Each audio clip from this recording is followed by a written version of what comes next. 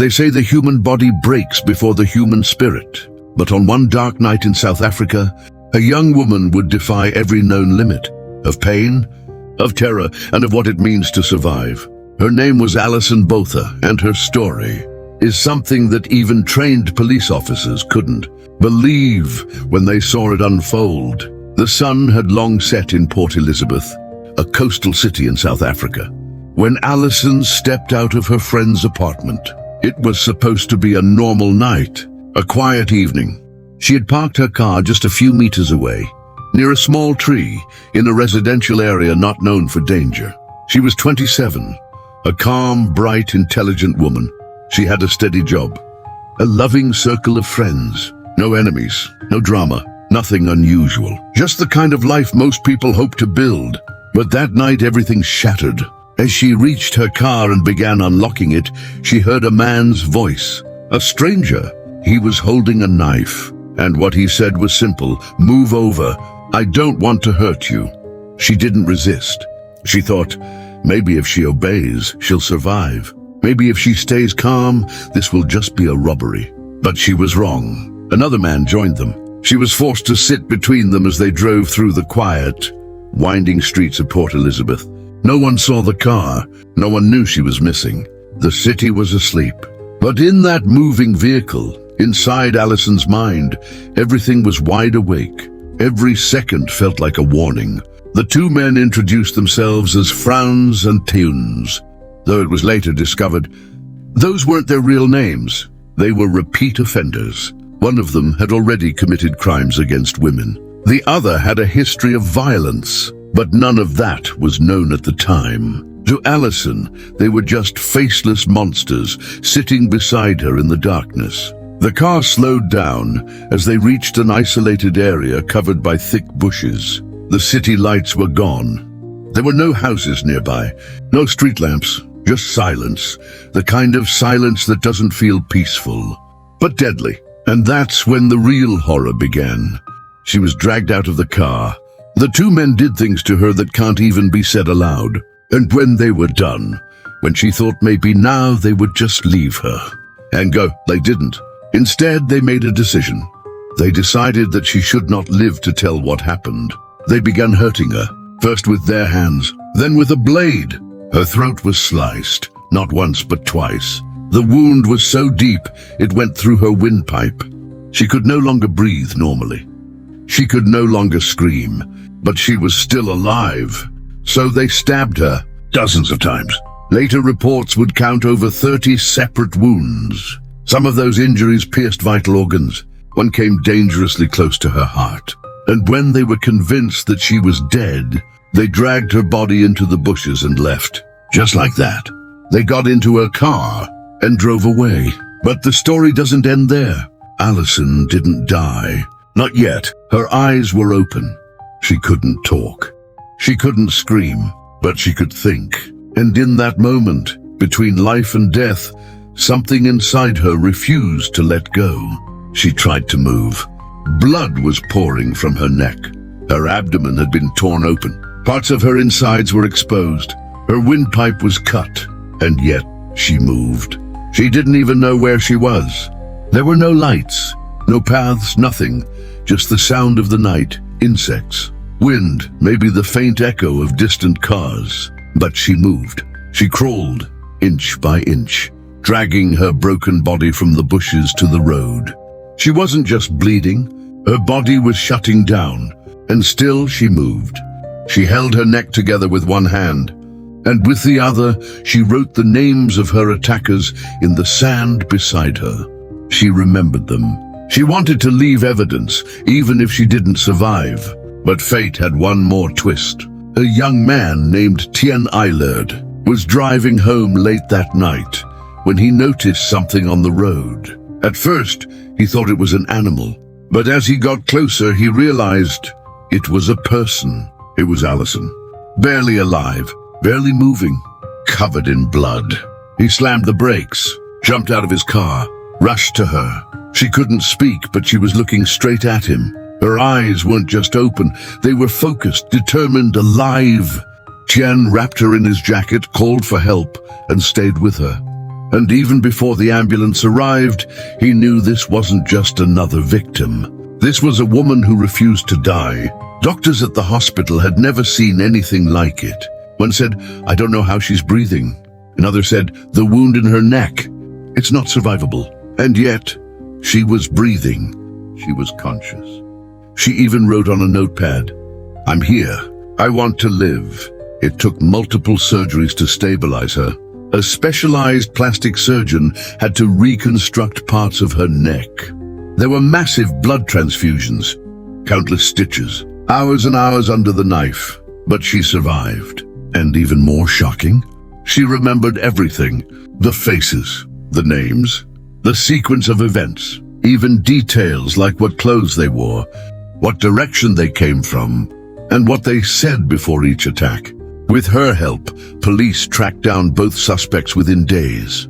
The first one, Theuns Kruger, was arrested while hiding in a shack just outside town.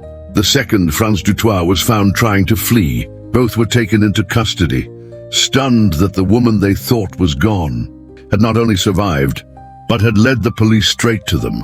What followed was one of South Africa's most watched trials. The courtroom was filled every day. Reporters lined the steps. Activists stood outside holding signs. Women across the country saw in Alison a symbol of strength, of survival, of not going silent even after the worst. The two men showed no remorse. They tried to minimize their actions. They used terms like "it got out of hand" and "we were drunk." But the evidence was undeniable. Alison herself testified, in a calm, composed voice, even though she could no longer speak normally due to throat damage. She told the court exactly what happened. Her words cut through the silence like a blade.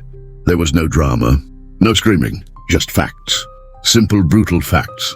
At the end of the trial, the judge sentenced both men to life imprisonment with no possibility of parole. The courtroom clapped. Justice was served. But justice wasn't the end of the story, because Alison's real victory was not just surviving that night. It was what came after. When Alison walked out of that courtroom, she didn't walk like a victim. She walked like a symbol. Her neck bore the scars. Her voice had changed. Her movements were slower. But she had her life. And more importantly, she had the strength to choose what to do with it. She could have disappeared. She could have gone silent, moved to a different city, changed her name, never spoken of it again. But she didn't. Instead, she spoke. She stood in front of crowded halls, in front of young girls, in front of trauma survivors, in front of strangers. And she told her story, not to glorify the pain, but to own it, to make it hers and not theirs. People listened, not because she was dramatic or emotional, but because she was real, calm, composed and fearless. She started receiving letters from women who were ashamed to tell their families what had happened to them, from young girls who said they had planned to end their lives, but then saw Alison's interview and changed their minds. One of them wrote, "If she can go through that and still wake up with hope, then maybe I can too." Alison's story spread beyond South Africa.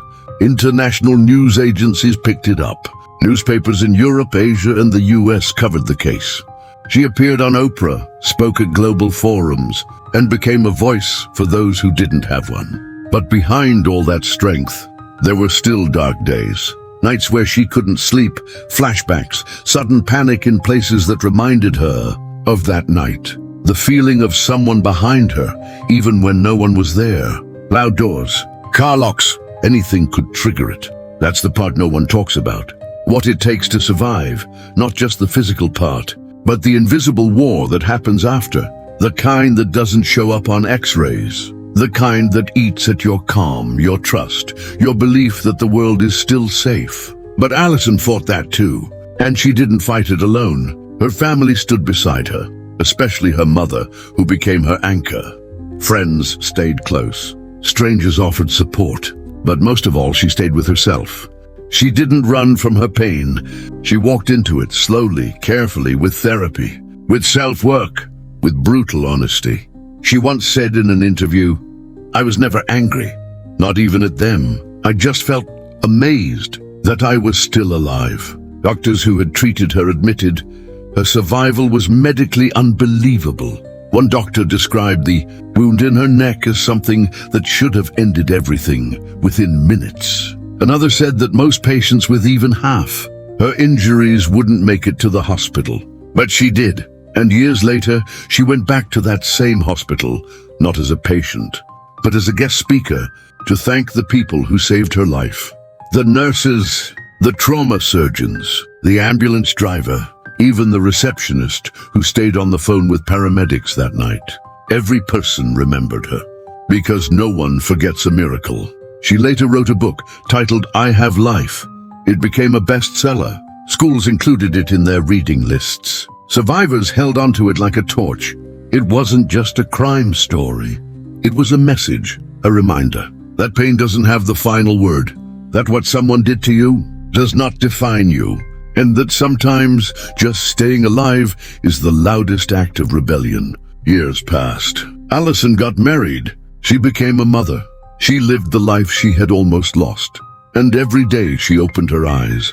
She remembered not just what happened to her, but how she refused to give in to it. The two men, Tunes and Franz, remained in prison. Over the years, there were reports that they showed no remorse. They never apologized.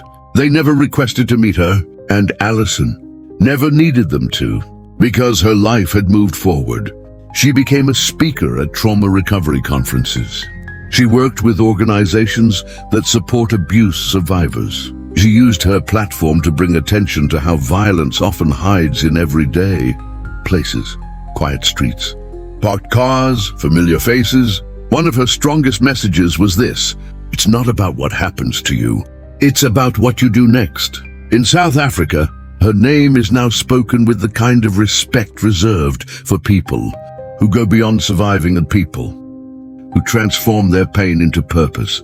Her face appears on posters for women's rights. Her voice is played in classrooms. Her book is quoted in therapy sessions. But for Alison, none of it was about fame. It was about truth, about telling it, as hard and uncomfortable as it is. Because she believed, and still believes, that truth is how you heal. Truth is how you stop the cycle.